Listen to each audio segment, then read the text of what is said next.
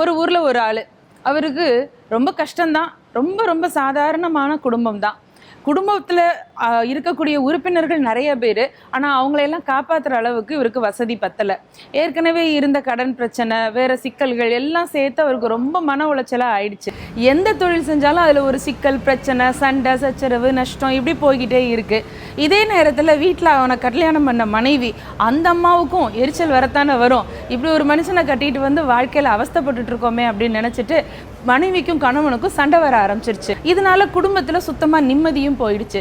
நிம்மதியை இழந்த மனுஷன் அந்த ஊர்ல உள்ள ஒரு பெரியவரை தேடி போக ஆரம்பிச்சான். அந்த பெரியவர் ஊருக்கு வெளியில இருந்தாரு. ஒரு வழியா அவரை தேடி கண்டுபிடிச்சு அவர் காலில் போய் விழுந்தான். பெரியவர்கிட்ட இவன் கேட்க ஆரம்பிச்சான். இது மாதிரி எனக்கு ஒரே பிரச்சனையா இருக்கு, கையில நிறைய பணம் இருந்துட்டா என் பிரச்சனையில பெரும்பகுதியை நான் தீர்த்துருவேன், இதுக்கு ஏதாவது வழி சொல்லுங்க அப்படின்னு அவர் போய் கேட்டபோது அந்த பெரியவர் சொன்னாரு, என்ன பண்ண முடியும், திக்கற்றவங்களுக்கு தெய்வம் தானே துணை, எப்ப பார்த்தாலும் நீ கடவுளை பிரார்த்தனை பண்ணிக்கிட்டே இரு, சரியாயிடும் சிக்கல் அப்படின்னு சொல்லிட்டு அவர் போயிட்டாரு. ஏன்னா இந்த ஆள் கிட்ட இருந்து தப்பிச்சுக்கிறதுக்காகவே அவர் போயிட்டாரு.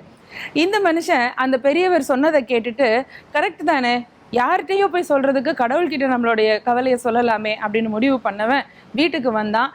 காலையில சாயங்காலம் ராத்திரின்னு 3-4 வேளையும் எப்பவுமே கடவுளை பிரார்த்தனை பண்ணிக்கிட்டே இருக்க ஆரம்பிச்சான். கடவுளுக்கே ஒரு பாவமா ஆயிடுச்சு இவனை பார்த்து.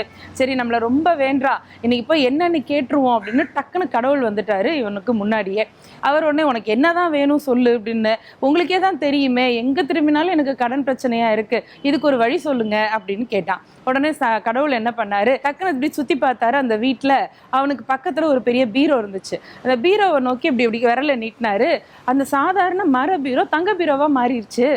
இவனுக்கு ஒரே சந்தோஷம், ஐ இவ்வளோ பெரிய தங்க பீரோ வந்துருச்சே அப்படின்னுட்டு.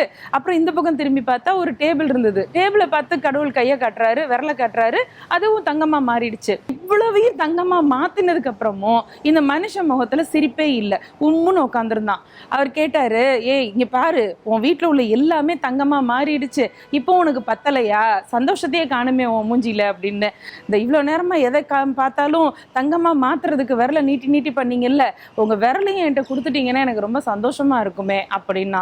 கடவுள் அப்பதான் யோசிச்சாரு, எத்தனை வந்தாலும் மனசுக்குள்ள திருப்தியும் போதுங்கிற நினைப்பும் வராத வரைக்கும் மனிதர்களுக்கு எவ்வளவு செல்வம் இருந்தாலும் அது பத்தவே பத்தாதுதான்.